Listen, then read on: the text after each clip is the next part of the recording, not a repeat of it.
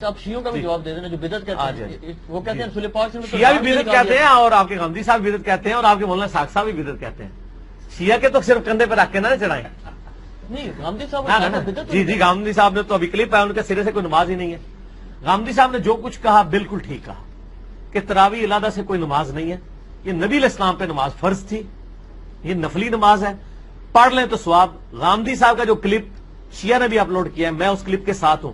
جب آپ نیریٹو اتنا جعلی کھڑا کریں گے نا تو کاؤنٹر نیریٹو اسی طریقے سے آئے گا. جب آپ اپنی پبلک کو یہ کہیں کہ جو تراویح نہیں پڑھتا اس کا روزہ ہی نہیں ہوتا، تو سر پھر غامدی آپ کو صحیح اللہ تعالیٰ نے آپ کے اوپر مسلط کیا کہ وہ کہہ رہا ہے سرے سے نماز ہی نہیں ہے. بالکل ٹھیک کہہ رہا ہے. بسم اللہ الرحمن الرحیم. السلام علیکم دوستو. آپ نے سنا کہ جب آپ نیریٹو اتنا جعلی کھڑا کریں گے کہ جس نے تراویح نہیں پڑھی اس کا روزہ نہیں ہے، تو غامدی صاحب آپ کو صحیح ٹکرے ہیں.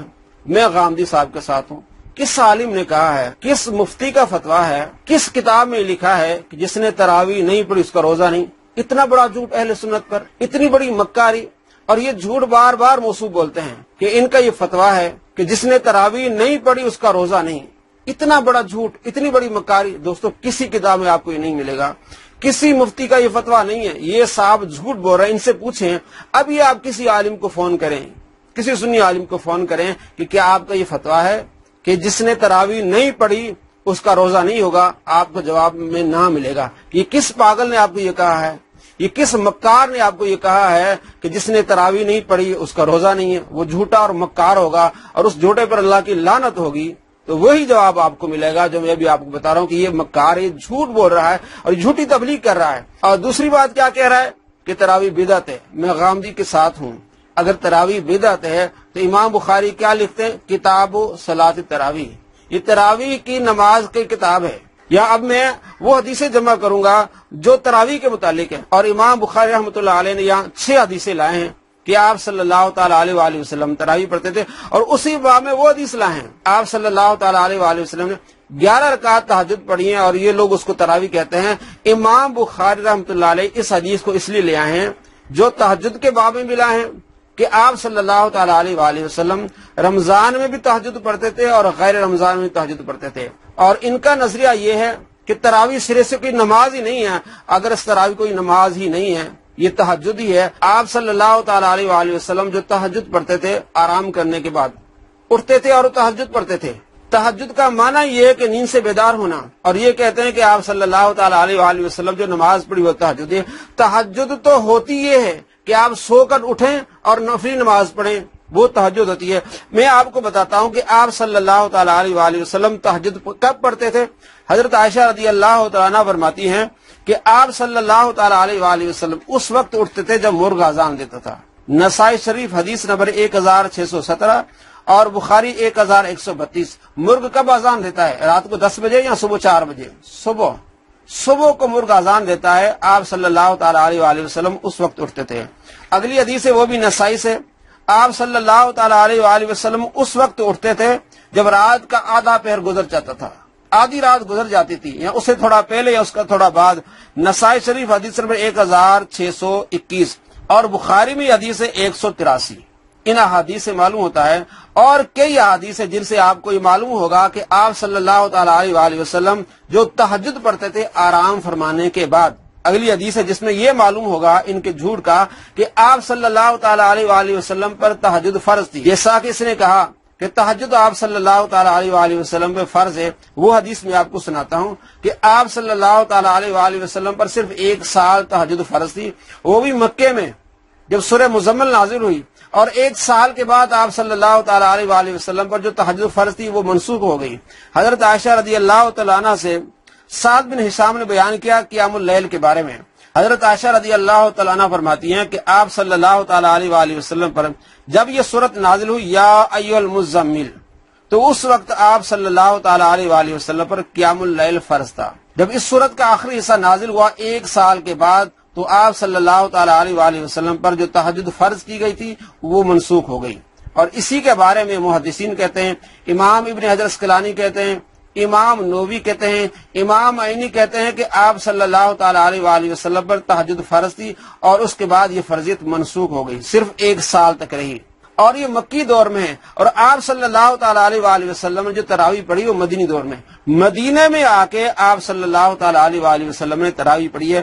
نسائی شریف میں حدیث نمبر ہے 1607۔ نعیم بن زیاد ابو طلحہ کہتے ہیں کہ میں نے نعمان بن بشیر رضی اللہ تعالیٰ عنہ سے سنا، آپ ممبر پر تھے ہمس میں، آپ نے فرمایا کہ ہم نے آپ صلی اللہ تعالی علیہ وآلہ وسلم کے ساتھ رمضان میں قیام کیا، یعنی تراویح پڑھی۔ 23ویں رمضان کی شب تھی اور الی ثلث اللیل الاول، رات کے پہلے حصے تک ہم نے آپ صلی اللہ تعالی علیہ وآلہ وسلم کے ساتھ قیام کیا۔ 23ویں رمضان کو رات کے پہلا حصہ، رات کا پہلا حصہ کب ہوتا ہے؟ 10 سے 11 بجے کے درمیان۔ تو آپ صلی اللہ تعالی علیہ وآلہ وسلم تہجد تو پڑھتے ہیں سونے کے بعد، آپ صلی اللہ تعالی علیہ وآلہ وسلم جب مرغ اذان دیتا تھا اس وقت اٹھتے تھے، اور آدھی رات کے بعد اٹھتے تھے۔ تو ثلث اللیل الاول تک آپ صلی اللہ تعالی علیہ وآلہ وسلم نے ہمارے ساتھ قیام کیا۔ تو معلوم ہوا کہ عشاء کے بعد قیام ہوا ہے اور ثلث اللیل الاول تک ہوا، یعنی رات کے پہلے حصے تک ہوا ہے، تو یہ تو تہجد ہوئی نہیں۔ اور تہجد تو آپ صلی اللہ تعالی علیہ وآلہ وسلم سو کر اٹھنے کے بعد پڑھتے ہیں، اور یہ ثلث اللیل الاول میں نماز پڑھی جا رہی ہے پہلے حصے میں۔ اور آگے حدیث ہے، پھر ہم نے 25 تاریخ کو آپ صلی اللہ تعالی علیہ وآلہ وسلم کے ساتھ نماز پڑھی، نصف اللیل تک ہم نے نماز پڑھی، یعنی پہلے سے ہم یہ نماز پڑھ رہے تھے، آدھی رات تک ہم نے یہ نماز پڑھی۔ آپ صلی اللہ تعالی علیہ وآلہ وسلم تو آدھی رات کے بعد اٹھتے ہیں، مرغ جب اذان دیتا ہے اس وقت اٹھتے ہیں، پھر آپ تہجد پڑھتے ہیں، تو یہ تو تہجد ہے نہیں، آپ سوئے نہیں۔ تو یہ ہے تراویح کی نماز۔ اور 27 کی رمضان کو آپ صلی اللہ تعالی علیہ وآلہ وسلم نے پوری رات نماز پڑھائی، نماز تراویح پوری رات نماز پڑھائی۔ تو معلوم ہوا کہ آپ صلی اللہ تعالی علیہ وآلہ وسلم نے یہ جو قیام کیا ہے جس کو ہم تراویح کہتے ہیں، آپ سے یہ ثابت ہے کہ آپ صلی اللہ تعالی علیہ وآلہ وسلم نے قیام کیا ہے۔ اور کس طرح یہ جھوٹ بولتے ہیں کہ آپ نے تہجد پڑھی ہے؟ تہجد تو ہوتی ہے سونے کے بعد اٹھتا ہے بندہ جب نفل پڑھتا ہے، وہ تہجد ہوتی ہے، یہ تہجد ہے ہی نہیں، یہ تو قیام اللیل ہے، یہ تو صلاۃ التراویح ہے۔ مزید اس کی تفصیل ہے ترمذی شریف میں، حدیث نمبر 806 ترمذی میں، راوی اس میں حضرت ابو ذر، وہاں تھے نعمان بن بشیر، اور یہاں ہے ابو ذر رضی اللہ تعالیٰ عنہ۔ اور حدیث کا مفہوم یہی ہے کہ آپ صلی اللہ تعالی علیہ وآلہ وسلم نے 23 رمضان کی شب کو نماز پڑھائی ثلث اللیل الاول تک، اور 25 کو آپ نے پڑھائی نصف رات تک، آدھی رات تک، اور 27 کی رات کو آپ صلی اللہ تعالی علیہ وآلہ وسلم نے پوری رات نماز پڑھائی۔ اور ظاہر یہ سونے سے پہلے ہے، سونے کے بعد کی بات نہیں ہے، اور یہ تہجد ہو ہی نہیں سکتی۔ تو معلوم ہوا کہ آپ صلی اللہ تعالی علیہ وآلہ وسلم نے قیام اللیل فرمایا، نماز تراویح پڑھی۔ کے بارے میں امام ترمذی کیا کہتے ہیں یہ بھی سنیے کہ امام ترمذی بھی بدعتی ہیں، امام بخاری بھی بدعتی ہیں، جو کہتے ہیں کتاب صلاۃ التراویح۔ قال ابو عیسیٰ ھذا حدیث حسن صحیح، یہ حدیث صحیح ہے کہ آپ صلی اللہ تعالی علیہ وآلہ وسلم نے 23ویں کی شب کو، 25ویں کی شب کو اور 27ویں کی شب کو آپ صلی اللہ تعالی علیہ وآلہ وسلم نے تراویح پڑھائی ہے۔ اب فرماتے واختلف اہل العلم فی قیام رمضان، قیام رمضان میں اہل علم کا اختلاف ہے۔ فرا بعضهم ان یصلی 41 رکعتا، بعض کا خیال ہے کہ اس میں 41 رکعتیں ہیں مال وطر کے ساتھ۔ اگر یہ تہجد ہے تو امام ترمذی کو پتہ نہیں ہے، امام ترمذی کہتے ہیں کہ اس میں، بعض کہتے ہیں کہ اس میں 41 رکعتیں ہیں، اور تہجد جو نماز ہے جو آپ صلی اللہ تعالی علیہ وآلہ وسلم پڑھی وہ تو 11 ہیں وطر کے ساتھ۔ یہ مدینے والوں کا قول ہے کہ 41 رکعتیں ہیں۔ والعمل علی ھذا عندهم بالمدینہ، اور مدینے والے اس بات پر عمل بھی کرتے ہیں کہ 41 رکعت پڑھتے ہیں۔ اکثر اہل العلم علی ما روی عن علی وعمر وغیرہما من اصحاب النبی صلی اللہ تعالی علیہ وآلہ وسلم 20 رکعتا۔ امام ترمذی رحمۃ اللہ علیہ فرماتے ہیں اکثر اہل علم اس بات پر عمل کرتے ہیں کہ 20 رکعت تراویح ہیں، اور یہ روایات حضرت علی رضی اللہ تعالیٰ عنہ سے، حضرت عمر سے اور دوسرے صحابہ سے۔ اکثر اہل علم 20 رکعت پر عمل کرتے ہیں۔ اگر تہجد ہے تو 20 رکعت تہجد تو ہے ہی نہیں۔ تو معلوم ہوا کہ امام ترمذی رحمۃ اللہ علیہ کا بھی عقیدہ یہ ہے کہ یہ تراویح ہے، تہجد نہیں ہے۔ تو پھر امام ترمذی بھی بدعتی ہوئے، اور آگے دیکھیے کہ کون کون بدعتی ٹھہرتا ہے۔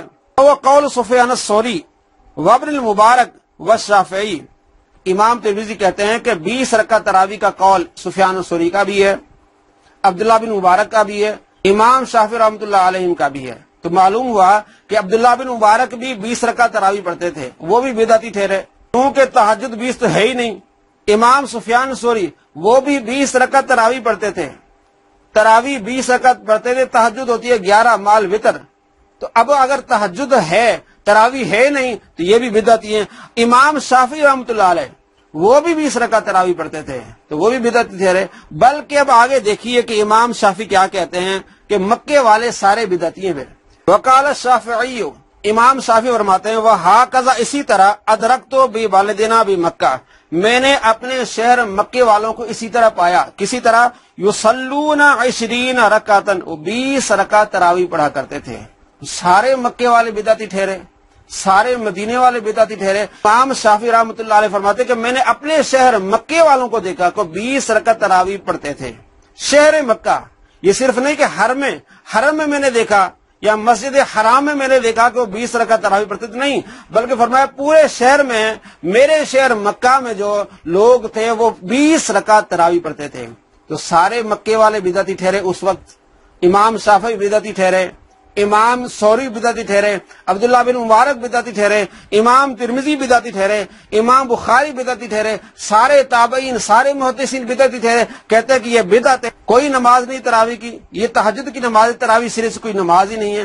یہ صرف 3 آدمی جو ہے وہ پوری دنیا میں ٹھیک ہیں، غامدی صاحب، مولانا اسحاق صاحب اور موصوف محمد علی مرزا۔ یہ ساری دنیا کے مسلمان جو تراویح پڑھے وہ سارے بدعتی ان کے حساب سے، چونکہ ساری دنیا کے مسلمان تراویح پڑھ رہے ہیں، تہجد ہوتی ہے سونے کے بعد، تو سارے تراویح پڑھ رہے ہیں، ان کے نزدیک تراویح ہے نہیں، تو یہ سارے بدعتی ہیں۔ اور بدعتی کون ہوتے ہیں ان کے نزدیک؟ جہنمی ہوتے ہیں، کہ کل بدعت دلالہ وکل دلالۃ فی النار۔ فیصلہ آپ نے کرنا ہے کہ حدیثوں میں کیا آتا ہے۔ اماموں نے باقاعدہ باب باندھے کتاب صلاۃ التراویح، امام ترمذی نے اس کی تفصیل کی ہے۔ سارے محدثین کہتے ہیں کہ تراویح نماز الگ سے، تہجد الگ سے نماز ہے، تراویح الگ سے نماز ہے، اور موصوف کہتے ہیں کہ نہیں، یہ بدعت ہے، اور آپ صلی اللہ تعالی علیہ وآلہ وسلم نے کبھی پڑھی نہیں۔ آپ صلی اللہ تعالی علیہ وآلہ وسلم پر تہجد فرض تھی، اس کی بھی میں نے آپ کو تفصیل بتائی کہ نبی پاک صلی اللہ تعالی علیہ وآلہ وسلم نے تہجد پڑھی ہے۔ امام بخاری حدیث کو لے آئیں، تہجد کے باب میں بھی اسی حدیث کو لائیں، اور تراویح کے باب میں اس حدیث کو لائیں، کہ یہ معلوم ہو جائے کہ آپ صلی اللہ تعالی علیہ وآلہ وسلم نے رمضان میں بھی تہجد پڑھی ہے، غیر رمضان میں تہجد پڑھی ہے، تراویح بھی پڑھی ہے، اور الگ سے تہجد بھی پڑھی ہے، اور غیر رمضان میں بھی آپ صلی اللہ تعالی علیہ وآلہ وسلم نے تہجد پڑھی ہے۔ اور اس نے علماء اہل سنت پر کتنا بڑا جھوٹ بولا کہ یہ اپنی پبلک کو کہتے ہیں کہ جس نے تراویح نہیں پڑھی اس کا روزہ نہیں۔ آپ علماء سے رابطہ کریں، آپ کو معلوم ہو جائے گا کہ کتنا بڑا جھوٹا اور مکار ہے۔ اس لیے میں کہتا ہوں اس صدی کا سب سے بڑا جھوٹا اور مکار شخص محمد علی مرزا ہے۔